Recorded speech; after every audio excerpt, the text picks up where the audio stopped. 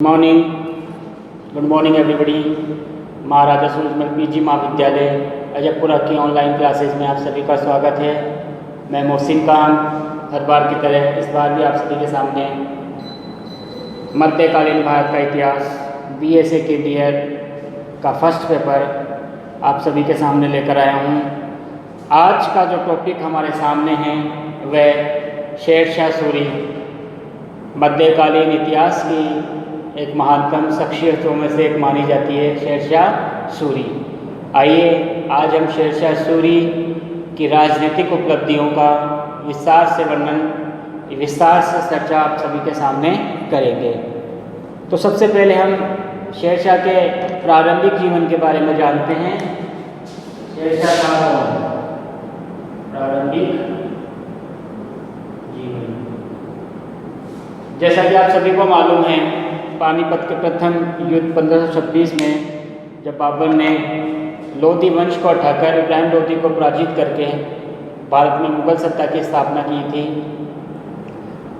उसके पश्चात 1530 में उसका पुत्र हुमायूं दिल्ली की गद्दी पर बैठा, परंतु अपने 15 वर्षीय शासनकाल में वह शेरशाह सूरी जो एक अफगान था उससे पराजित हुआ, और जब तक शेरशाह सूरी जीवित रहा तब तक वह भारत में वापस नहीं आ सका। यानी कि हुमायूं को शेरशाह सूरी ने भारत से बाहर निकाल दिया था।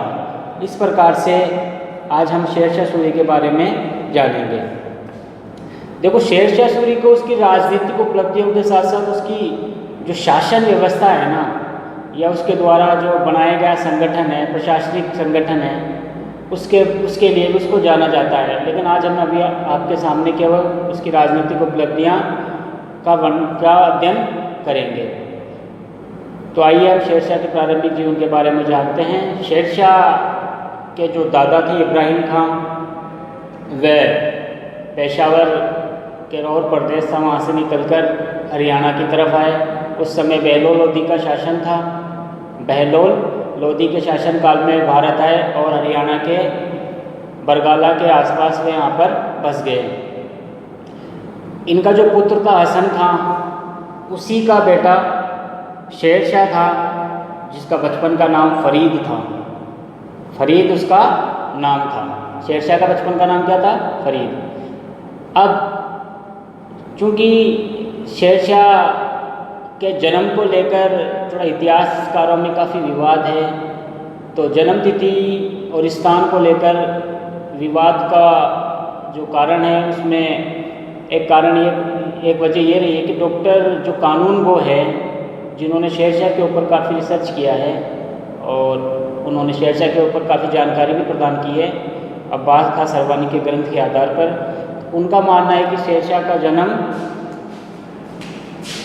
1486 और नालौर उसका जन्म बताया नालौर, हरियाणा में नालौर। कानून वो प्रोफेसर कानून वो कालिका रंजन कानून वो। कुछ विद्वानों के अनुसार उनका जन्म 1473 ईस्वी में। इनमें परमात्मा शरण श्रीवास्तव,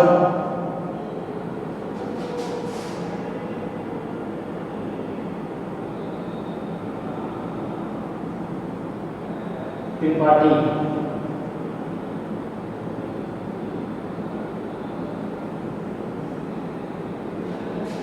1472 इनका जन्म बताते हुए परमात्मा शरण, डॉक्टर परमात्मा शरण, डॉक्टर L श्रीवास्तव और डॉक्टर RP त्रिपाठी का मानना है इनका जन्म 1472 में हुआ होगा।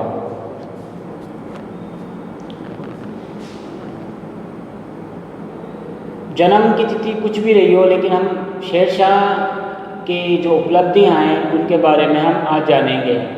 इनके पिता जो हसन खां थे, उस समय लोधियों के काल में वे हरियाणा में जमाल खां थे, एक जागीरदार थे, उसके अधीन काम करने लग गए। जब सिकंदर लोधी शासन कर रहा था भारत में, तो उन्होंने जमाल खां लोधी को बिहार की ओर भिजवा दिया, उनका स्थानांतरण बिहार की ओर कर दिया था। हसन खां भी उनके साथ अपने बच्चों और बीवियों के साथ वे उनके साथ निकल पड़ा। वहीं पर उसी जगह बिहार में जाकर ही उन्होंने शेरशाह ने अपना अध्ययन कार्य भी किया और जौनपुर से उन्होंने अपनी पढ़ाई का काम किया। जौनपुर से ही उन्होंने अरबी फारसी व्याकरण आदि का गहन अध्ययन किया, जो उसके जीवन काल में काफ़ी काम आई। वहीं पर जो जमाल खां के कहने पर उसने जो उसकी जागीर थी, जमाल खां ने उसके पिता को सहसराम, ख्वासपुर और टाड़ा के आसपास के जो परगने थे उनको जागीरदार के रूप में दे दिए और वहाँ उनके पिता जागीर को चला वहाँ से किसानों से कर आदि वसूल करने का काम करने लगा। उसी समय शेरशाह को अपने पिता की जागीर का प्रबंध करने का मौका भी मिला और यहीं से उन्होंने शासन व्यवस्था और उनके मौलिक ज्ञान भी उसको प्राप्त हुआ जागीर के प्रबंधक के रूप में। 1518 में शेरशाह यानी कि फरीद, या जिसको शेर खां के नाम से भी जाना जाता है, जो जागीर का प्रबंधक का मैनेजमेंट का काम देख रहा था और बखूबी अच्छे से काम कर रहा था, किसानों से बकाया वसूली कर रहा था और जो भी जमींदार अत्याचारी जमींदार जो उनको दबाकर उनसे ज़्यादा कर आदि राजस्व आदि इकट्ठा कर रहा था, चोर डाकुओं आदि से उन जागीरों की रक्षा कर रहा था। तो उन्होंने अपना काम बखूबी करना शुरू कर दिया था, छोटी सेना भी तैयार कर ली थी। लेकिन 1520-21 में जैसे ही हसन खां की मृत्यु हो जाती है तो उनके चचेरे भाइयों में उनके बीच मनमुटाव हो जाता है। और एक चांद के जो हाकिम थे मोहम्मद खां सूर, उनके बीच बचाव के अंदर उनको जागीर से हाथ धोना पड़ता है और जागीर से हाथ धोने के पश्चात वे दक्षिण बिहार के सूबेदार बहार खां लोहानी, जो बाद में मोहम्मद शाह की उपाधि भी धारण कर लेते हैं, बहार खां लोहानी के सेवा में चला गया। अब बहार खां लोहानी की सेवा में जाने के पश्चात उन्होंने कई अच्छे कार्य किए जिससे बहार खां लोहानी से खुश भी हुआ। एक बार बताया जाता है कि जंगल में उन्होंने एक शेर को बिना हथियारों के ही मार डाला था, इसलिए बहार खां लोहानी और मोहम्मद शाह ने उनको शेर खां की उपाधि दी। अब यहीं से फरीद शेर खां के नाम से जाने लगा। इसी समय उन्होंने अपने बेटे जलाल खां, जो बहार खां लोहानी का पुत्र था, जलाल खां उसको शिक्षक भी नियुक्त कर दिया।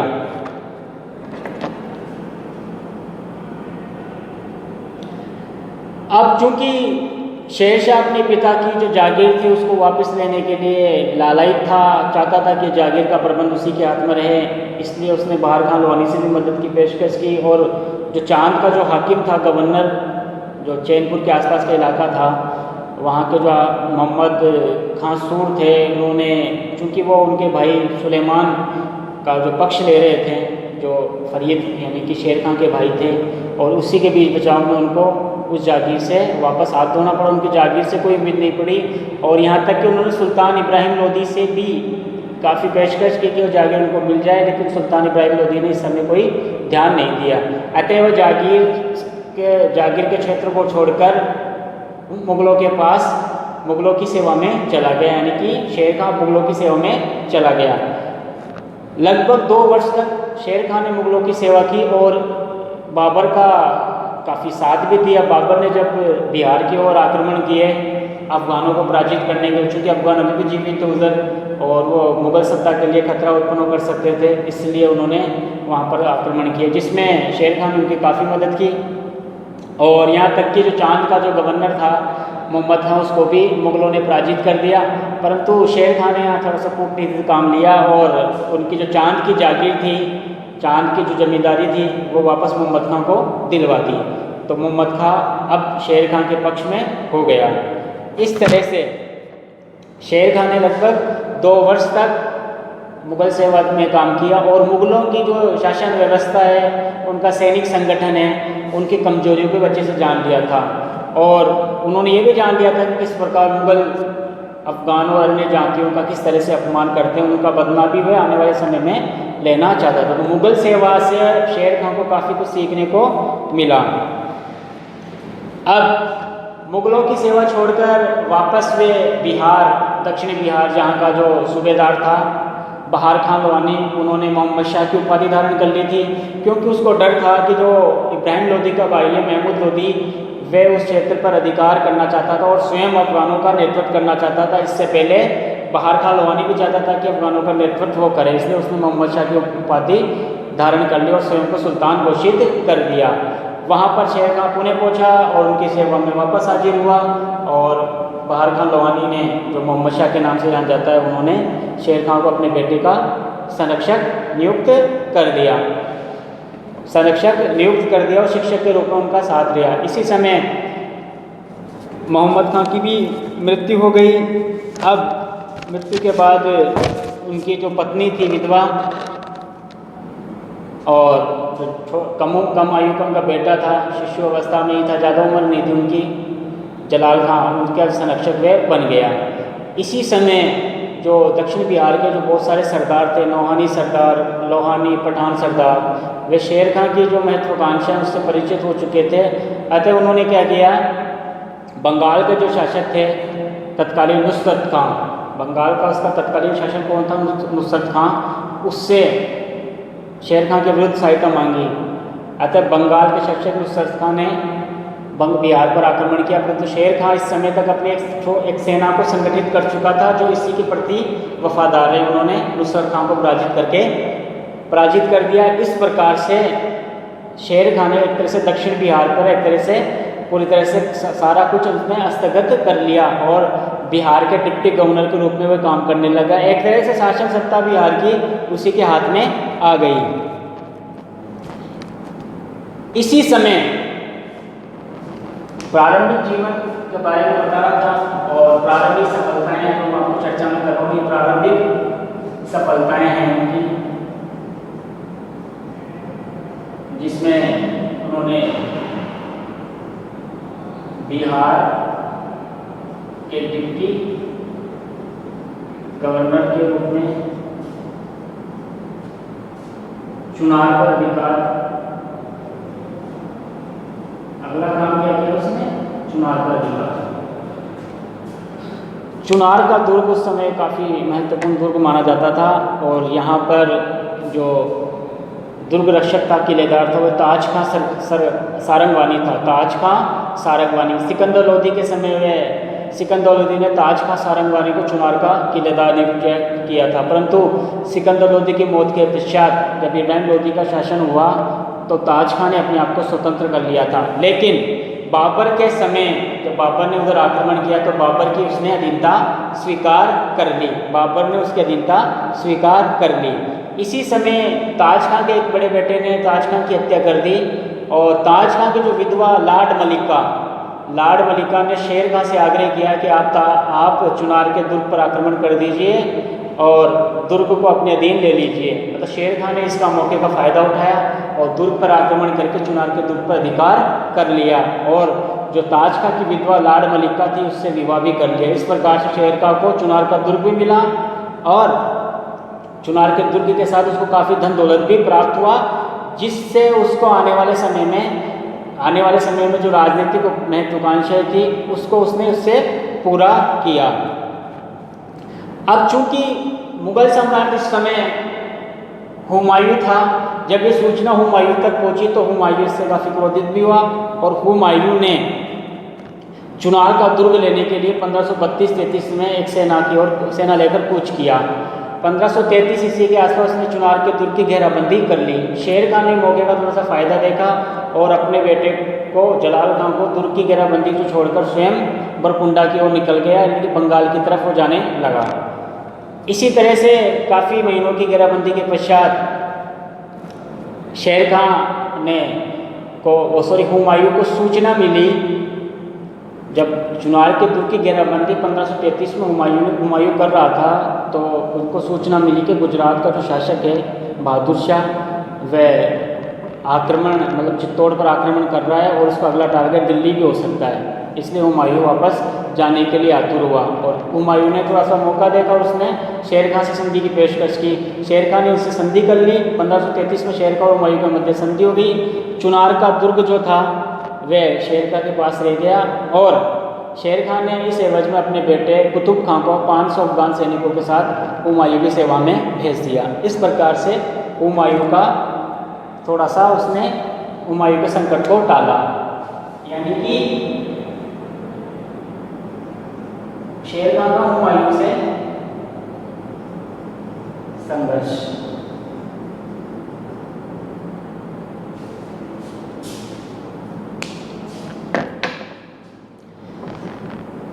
जब हुमायूं वापस चुनार के दुर्ग से लौट चुका था तो इसी समय चूंकि बंगाल की तरफ शेर खान गया हुआ था, तो बंगाल में इस समय शासन सत्ता में अब नुसरत खान के बाद उसका उत्तराधिकारी महमूद खान शासन कर रहा था।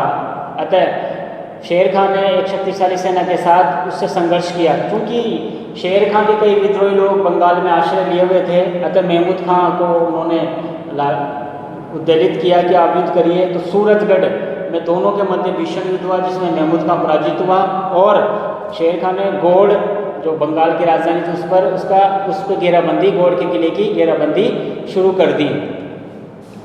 इस विजय से, बंगाल विजय से शेर खान को काफ़ी धन दौलत प्राप्त हुआ। जैसे ये जानकारी, बंगाल विजय की जानकारी हुमायूं को मिली तो हुमायूं पुनः 1537 में एक सेना लेकर बनारस को जीतता हुआ चुनार के दुर्ग को घेर लिया। बनारस को जीता, फिर चुनार के दुर्ग की घेराबंदी उसने कर दी लगभग जुलाई 1537 के आसपास। इसी तरह से बंगाल की तरफ चुनार के दुर्ग की घेराबंदी के पश्चात वो बंगाल की तरफ भी रवाना हुआ।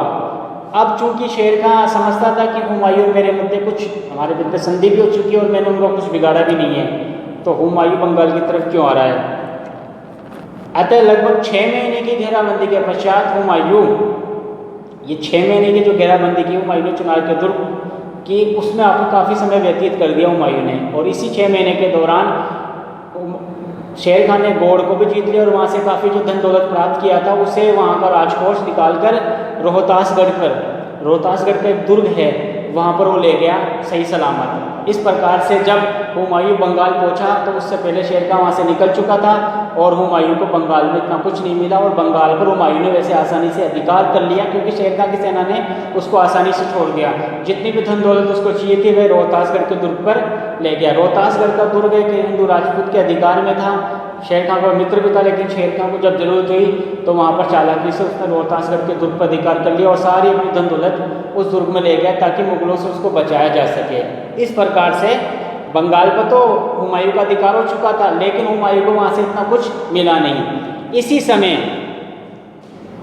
समय अब शेर खान के पास काफ़ी ताकत हो चुकी थी। अब शेर खान मुगलों से सीधा लड़ना चाहता था, अतः शेर खान ने बनारस और उसके आसपास के चुनार के दुर्ग उस पर भी अधिकार कर लिया। चूँकि इस समय बंगाल में हुमायूं था, अतः हुमायूं को जब ये जानकारी मिली और इसके अतिरिक्त उसके भाई हिमदाल ने आगरा पर भी आक्रमण कर दिया था, तो उसको दबाने के लिए जब वो वापस बंगाल से निकला, लेकिन इससे पहले शेर खान ने बनारस और उसके आसपास के क्षेत्रों पर अधिकार कर लिया। यहाँ तक कि जो कोसी और गंगा के आसपास का जो क्षेत्र था उस सभी क्षेत्र पर शेर खान ने अधिकार कर लिया। इस प्रकार से शेर खान ने जून 1539 में चौसा के युद्ध में 26 जून 1539 को चौसा का युद्ध, जून 1539 को हुमायूं के नेतृत्व वाली सेना को बुरी तरह पराजित किया। हुमायूं जैसे कैसे जान बचाकर वहां से भागा। इस प्रकार से पहली सफलता हुमायूं के विरुद्ध जो सफलता रही वह चौसा के युद्ध में रही।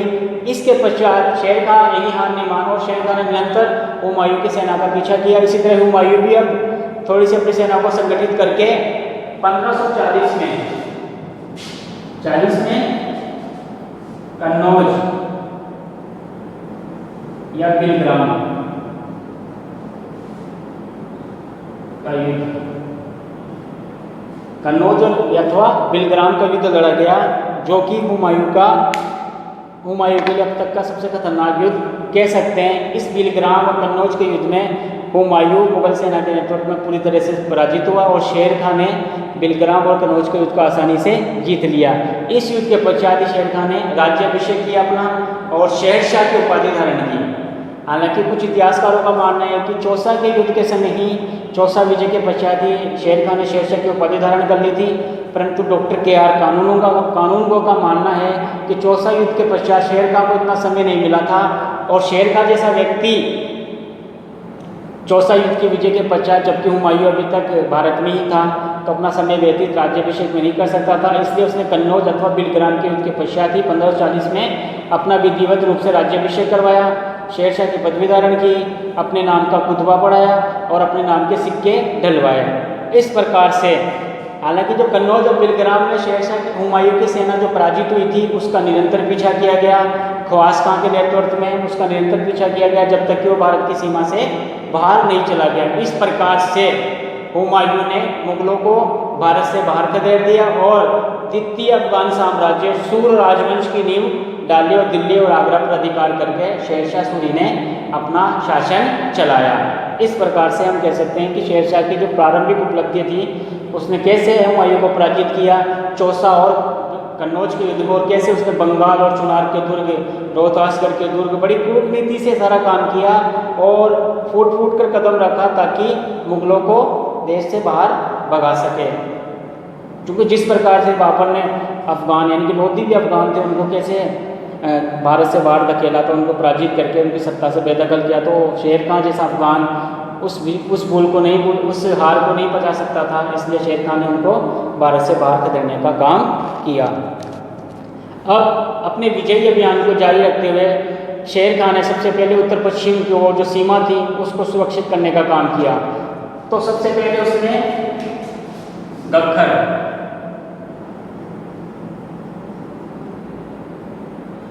गख्खर प्रदेश की विजय की।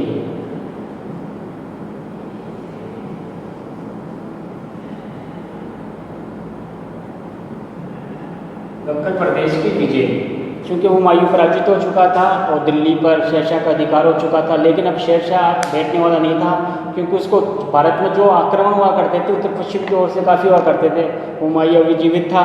अतः शेर खान ने सिंध और झेलम के उत्तर में स्थित गख्खर के जो गख्खर जनजातीय बहुल क्षेत्र था, उसको जीतने की ठानी और वहाँ पर अपने सेना नायकों को उनको आक्रमण करने के लिए भेजा। उनके सेना नायकों ने वहाँ के जो सरदार थे, सारंग जैसे और अन्य सरदारों को पराजित किया, और पराजित करने के बाद उनको दबाया और वहाँ पर शेर खान की अनुमति से रोहतासगढ़ के दुर्ग का निर्माण करवाया। रोहतास के दुर्ग का निर्माण गख्खर प्रदेश में निर्माण करवाया ताकि उत्तर पश्चिम से होने वाले आक्रमण को रोक सके। लगभग 50,000 सेना को उस दुर्ग में नियुक्त किया और राजा टोडरमल, जो भी इस समय उनके संपर्क में है, राजा टोडरमल के देखरेख में ही रोहतास के दुर्ग का निर्माण करवाया गया। हालांकि इस दुर्ग का पूरा निर्माण शेरशाह के उत्तराधिकारी इस्लाम शाह के समय ही जाकर पूरा हुआ। इस प्रकार से शेरशाह ने उत्तर पश्चिमी सीमा को सुरक्षित करने के लिए सबसे पहले गख्खर प्रदेश पर अधिकार किया। अगली जो उसकी जो काम था शेरशाह का, जब गख्खर प्रदेश की विजय चल रही थी तो यहाँ पर ही शेरशाह को सूचना मिली कि जो बंगाल का गवर्नर है, क्योंकि बंगाल पर शेरशाह अधिकार पहले ही कर चुका था, हुमायूं के जाने के बाद उसकी राजधानी गौड़ आदि पर अधिकार कर चुका था, तो वहाँ से उसको सूचना मिली कि जो उसने जो गवर्नर नियुक्त किया था खिज्र खां, उसने विद्रोह कर दिया है। क्योंकि बंगाल पहले भी बंगाल ऐसा दूर था दिल्ली से और वहाँ पर निरंतर विद्रोह होते रहते थे। बंगाल में शासन व्यवस्था स्थापित करना, बंगाल में शासन व्यवस्था स्थापित करना।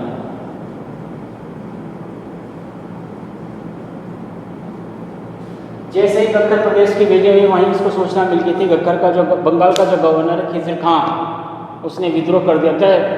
शेरशाह ने तत्काल समय गवाए बगैर वहाँ पर कूच कर दिया और बंगाल की सीमा में प्रवेश कर गया। खिज्र खां थोड़ा सा अचंभित रह गया, क्योंकि उसको उम्मीद नहीं थी कि शेरशाह इतनी जल्दी बंगाल पर चढ़ाई कर देगा। अंत में उसने आत्मसमर्पण कर दिया, परंतु शेरशाह ने उसको बंदी बना लिया गया और बंगाल पर शेरशाह ने जाना कि बंगाल पर अब वहाँ की जो शासन व्यवस्था है उसमें कुछ परिवर्तन करना पड़ेगा। इसलिए उसने सैनिक पदाधिकार, जो सैनिक गवर्नर का पद था, उसको समाप्त कर दिया और बंगाल को अनेक सरकारों अथवा जिलों में विभाजित कर दिया। तकरीबन में बताया जाता है कि 19 सरकारों में विभाजित कर दिया और वहाँ पर शिकदार नामक अधिकारियों को नियुक्त कर दिया जो कानून व्यवस्था का काम करेंगे। और उन अधिकारियों पर, बंगाल में उन अधिकारियों पर एक अन्य अधिकारी नियुक्त कर दिया जो काजी फजीलत था। काजी फजीलत नामक एक अधिकारी को नियुक्त कर दिया जो बंगाल की पूरी शासन व्यवस्था को देखेगा, उन अधिकारियों पर नियंत्रण रखेगा ताकि बंगाल में दोबारा विद्रोह ना हो सके। इस प्रकार से उसने बंगाल में व्यवस्था स्थापित की। अब उसका अगला टारगेट था शेरशाह का मालवा पर आक्रमण या मालवा की विजय। मालवा का जो क्षेत्र था, दिल्ली का जो सुल्तान या बादशाह होता था उसके लिए काफ़ी महत्वपूर्ण था क्योंकि दक्षिण भारत की ओर जाने वाला मार्ग यहीं से होकर जाता था। फिर भी शेरशाह के द्वारा जो मालवा पर आक्रमण किया गया उसके कई कारण थे। उसके कई कारण बताए जाते हैं, जैसे कि उस समय जो मालवा का शासक था कादिर शाह को जब शेरशाह स्वयं सम्राट बना था उसने एक फरमान भिजवाया था, शाही फरमान, और उसको उनके अधीनता स्वीकार करने के लिए बोला था। लेकिन उसके मालवा का जो शासक था कादिर शाह ने उस ओर कोई नहीं ध्यान दिया, उस फरमान की ओर कोई नहीं ध्यान दिया। इसी तरह से शेरशाह के जो बेटा था कुतुब शाह, उस समय जो कालपी में हुमायूं से लड़ रहा था, बाद में लड़ता हुआ मारा जाता है, कादिर शाह ने उसकी कोई सहायता नहीं की। इसी तरह से मालवा, चूँकि अभी हुमायूं सिंध के आसपास के क्षेत्र में था तो शेरशाह को डर था कहीं हुमायूं के मालवा के कमज़ोर शासन का फ़ायदा न उठा ले। इसी तरह से मारवाड़ का शक्तिशाली शासक मालदेव भी मालवा को अधिग्रहण करने की कोशिश में लगा हुआ था। तो इन सभी बातों को देखते हुए शेरशाह ने मालवा पर आक्रमण करने की योजना बनाई। और शेरशाह ने बंगाल से निकलने के पश्चात ग्वालियर के ऊपर चढ़ाई कर दी। ग्वालियर के पश्चात में गागरोन की ओर गया। गागरोन के समीप उसे रायसीन का एक शक्तिशाली शासक पूरनमल ने उसी की अधीनता स्वीकार कर ली। इसके पश्चात में सारंगपुर की ओर निकला, सारंगपुर पर भी अधिकार कर लिया। अब मालवा की जो राजधानी थी मांडू, उस पर उसने चढ़ाई कर दी। यहाँ कादिर शाह को कोई समझ में नहीं आई कुछ बात, उसने उनके सामने आत्मसमर्पण कर दिया और शेरशाह ने मालवा पर अधिकार करके कादिर शाह को कुछ जागीरें प्रदान कर दी। बाद में कादिर शाह उससे सहमत नहीं हुआ और बाद में वो गुजरात भाग गया। इस प्रकार से मालवा पर शेरशाह सूरी ने आसानी से अधिकार कर लिया लगभग 1541 के आसपास। इसी मालवा अभियान के समय उसने फिर शेरशाह ने अपनी सेना लेकर रणथंभौर की ओर निकला और रणथंभौर का जो किलेदार था उस्मान खां, उसने आसानी से दुर्ग शेरशाह को सौंप दिए। इस प्रकार से मालवा और रणथंभौर को आसानी से जीत लिया। किसने? शेरशाह ने। अगली जो विजय है, जो काफ़ी विवादित विजय भी मानी जाती है, वह है रायसीन। कौन सी विजय?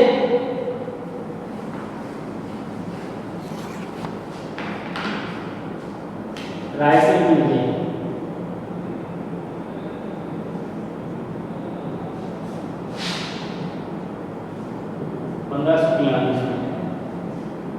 जैसा कि मैंने अभी मालवा अभियान के समय आपको बताया था कि शेरशाह के समक्ष जब मालवा पर आक्रमण किया था तो रायसीन के जो शासक थे पूरनमल, उन्होंने आत्मसमर्पण कर दिया, अधीनता स्वीकार कर ली थी। लेकिन फिर भी रायसीन को क्यों जीता शेरशाह ने, इसके पीछे कई कारण बताए जाते हैं। हो सकता है तो महत्वाकांक्षा हो शेरशाह की, क्योंकि वो चाहता था कि उसके आसपास कोई एक शक्तिशाली राजा ना रहे जो उसको चुनौती दे सके। दूसरा कारण ये बताया जाता है कि जो रायसीन का जो शक्तिशाली शासक था पूरन सिंह, वह वहाँ की जो मुस्लिम जो प्रजा थी उसको काफ़ी परेशान कर रहा था, उस पर काफ़ी ज़्यादतियाँ कर रहा था। तो वहाँ के कुछ लोगों ने शेरशाह से आग्रह किया कि आप रायसीन पर आक्रमण कीजिए ताकि हमें तो परेशान करने को छोड़े। हो सकता है कारण कुछ भी हो, लेकिन कारण का जो मुख्य जो कारण बताया जाता है वो शेरशाह की महत्वाकांक्षा ही रही होगी। क्योंकि शेरशाह जैसा महत्वाकांक्षी व्यक्ति रायसीन जैसे क्षेत्र को स्वतंत्र नहीं छोड़ सकता था। तो 1543 में शेरशाह ने रायसीन के दुर्ग की घेराबंदी कर ली। काफ़ी महीनों की दुर्ग की घेराबंदी के पश्चात जब रायसीन का किला उनसे जीते नहीं गया तो उन्होंने उनसे संधि का प्रस्ताव रखा शेरशाह ने, और संधि के बहाने उनके दुर्ग के द्वार खुलवा लिए और अचानक फिर उनसे विश्वासघात करके उन पर आक्रमण कर दिया। हालांकि शेरशाह ने कहा कि मैं आप पर आक्रमण नहीं करूँगा, आप मतलब बेफिक्र रहिए, लेकिन शेरशाह ने एक तरह से विश्वासघात करके रायसीन के राज्य को जीत लिया, जिसमें अनेक राजपूत सरदार पूरनमल जैसे शासक लड़ते हुए गति को प्राप्त हुए। इस प्रकार से 1543 में शेरशाह ने रायसेन के क्षेत्र को जीत लिया। शेरशाह की जो राजनीतिक उपलब्धियाँ हैं उसमें ये जो रायसेन का जो उसका विश्वासघात करके जो जीता उसको कलंक के रूप में स्वीकार करते हैं। लेकिन राज्य में जो राजा महाराजा सुल्तान हुआ करते थे वो युद्ध में ये नहीं देखते थे कि हमने क्या विश्वासघात किया है क्या नहीं किया। उनके लिए क्षेत्र को जीतना होता था वो चाहे वो धोखेधड़ी करके जीते या सामने लड़के जीते, ऐसा इतिहास में होता रहा है। अगली जो विजय थी मुल्तान और सिंध की विजय। मुल्तान और सिंध की विजय।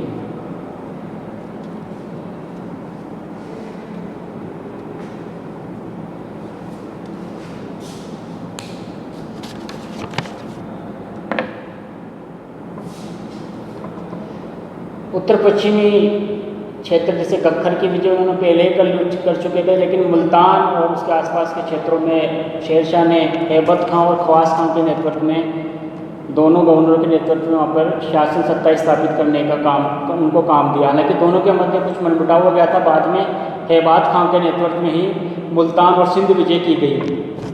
इस समय मुल्तान उसके आसपास अनेक सरदार जनजातियाँ काम कर रही थी। फतेह खां जाट, फतेह खां दोदराई जैसे सरदारों ने सूरी जो सेना थी उनका बखूबी तरीके से सामना किया। हैबत खां ने एक शक्तिशाली सेना के साथ फतेह खां के राज्य पर आक्रमण कर दिया।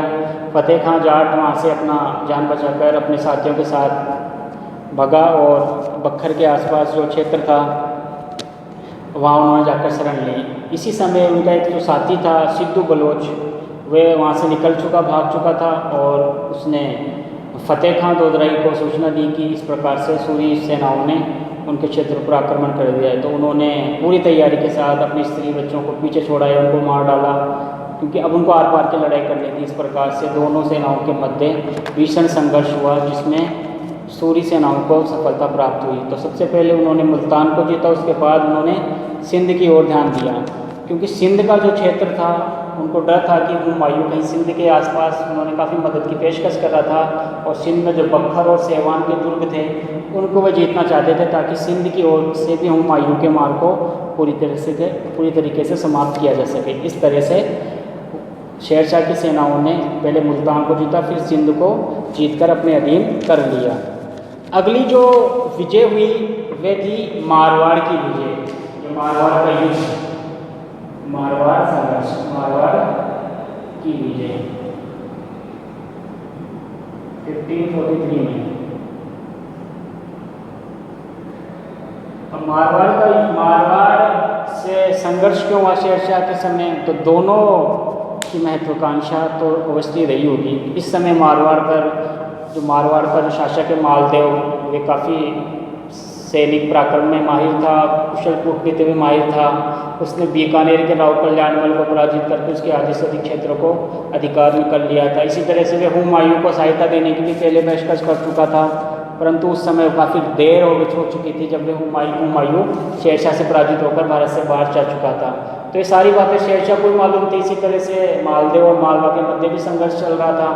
तो शेरशाह अब मारवाड़ पर आक्रमण करके एक अपने पड़ोस में स्थित शक्तिशाली राज्यों को पराजित करना चाहता था ताकि वह सूर शासन को चुनौती ना दे सके। इस तरह से कई कारण हो सकते हैं दोनों के मध्य संघर्ष का, लेकिन अब शेरशाह स्वयं एक शक्तिशाली सेना के साथ निकला और जैतारण के पास सुमेल नामक स्थान पर दोनों के मध्य 1544 ईस्वी में भीषण संघर्ष हुआ। शेरशाह के पास लगभग 80,000 की सेना थी और तकरीबन 40-50 हज़ार की सेना मारवाड़ के शासक मालदेव के पास भी थी। मारवाड़ के दुर्ग को घेराबंदी के पश्चात कई महीने की घेराबंदी की गई। तब शेरशाह को काफ़ी कोशिश की शेरशाह ने कि कैसे जीता जाए, तो उन्होंने एक चालाकी से काम लिया, कूटनीति से काम लिया। उन्होंने कुछ पत्र राजपूत सरदारों के नाम से मारवाड़ के शासक जो थे मालदेव, उसके खेमे में पटकवा दिए, उनके खेमे में डलवा दिए और उसमें ऐसा लिख दिया कि हम चाहते हैं कि संधि कर ले, शेरशाह काफ़ी ताकतवर है। और इस तरह से जब ये जानकारी उनको लगी मालदेव को, तो उन्होंने अफगान सरदारों को बुलाया अफ़गान सरदारों ने किया कि हम तो डरते नहीं हैं, लड़ने से डरते थोड़ी ना। इसी तरह से जेताओ टोपा जो राजपूत सरदार थे, उन्होंने अब ठान ली थी कि अब अफ़गानों से लड़ना ही है, तो उन्होंने अपने 10-12 हज़ार की सेना के साथ अफ़गानों पर वे टूट पड़े। भीषण संघर्ष हुआ, हालांकि दोनों को वीर गति प्राप्त हुई। इसी प्रकार से मारवाड़ का क्षेत्र, चूँकि अब राजपूत पराजित हो चुके थे, तो मारवाड़ का पूरा क्षेत्र शेरशाह सूरी ने अपने अधिकार में कर लिया था। हालांकि शेरशाह की मौत के 2 महीने के बाद ही जो मारवाड़ का जो शासक था मालदेव, चूँकि उस समय वहाँ से चला गया था, तो 1545 के आसपास पुनः उसने उस क्षेत्र को हथिया लिया था। लेकिन 2 वर्ष तक तो लगभग 1 वर्ष तक तो ये शेरशाह के अधीन ही रहा मारवाड़ का क्षेत्र। इस प्रकार से मारवाड़ की विजय शेरशाह की महत्वपूर्ण विजयों में से एक मानी जाती है। अगला जो उसका विजय बयान था, मेवाड़ व राजपूताना क्षेत्रों पर नियंत्रण।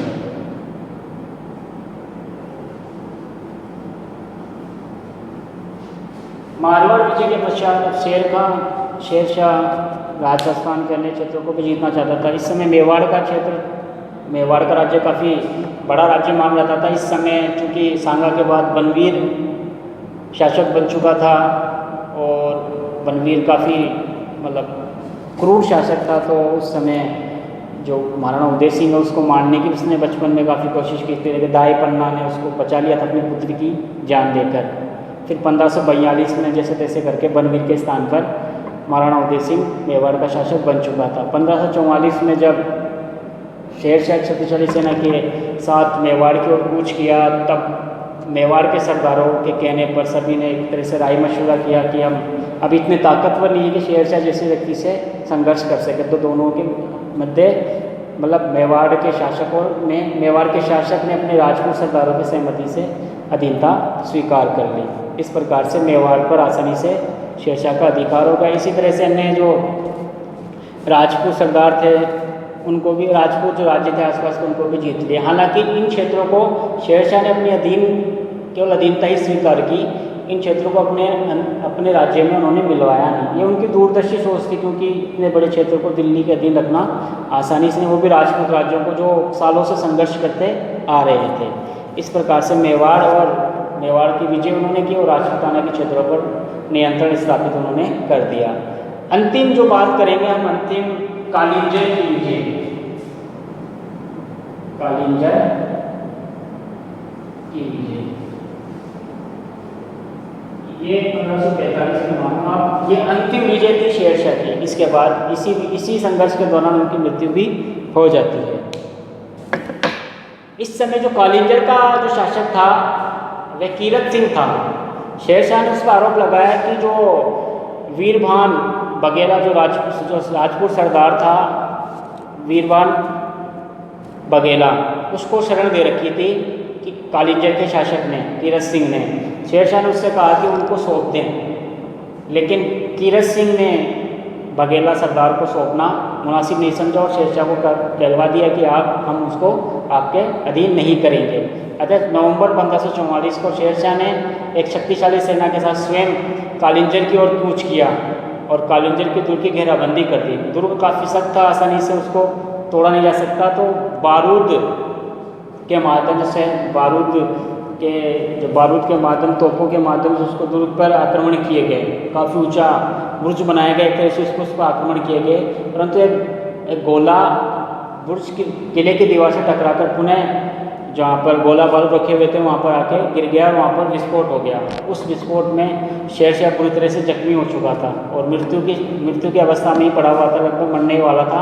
हालांकि उससे मरने से पहले उसको कालिंजर विजय की सूचना मिल चुकी थी, उसके बाद ही वो मृत्यु को प्राप्त हुआ। इस प्रकार से शेरशाह की जो अंतिम विजय थी वे कालिंजर की विजय थी, जो 1545 में उसको मिला था। इस प्रकार से 1540 से 1545 के छोटे से 5 वर्षीय शासनकाल में शेरशाह ने अपनी सैनिक पराक्रम और राजनीतिक महत्वाकांक्षा के क्षेत्र में काफ़ी कुछ कार्य किया और ये काफ़ी उपलब्धियाँ उसकी गई। इस तरह से हमने आज आपको शेरशाह की कुछ राजनीतिक उपलब्धियों के बारे में चर्चा की। अगले वीडियो में, अगली क्लास में हम शेरशाह के ही शासन व्यवस्था के ऊपर चर्चा करेंगे, जो राजनीतिक उपलब्धियों से भी ज़्यादा महत्व भारतीय इतिहास में रखती है, उसके ऊपर हम चर्चा करेंगे। तो उसकी जो शासन व्यवस्था थी वो किस प्रकार से थी। तो आज के लिए इतना ही, धन्यवाद।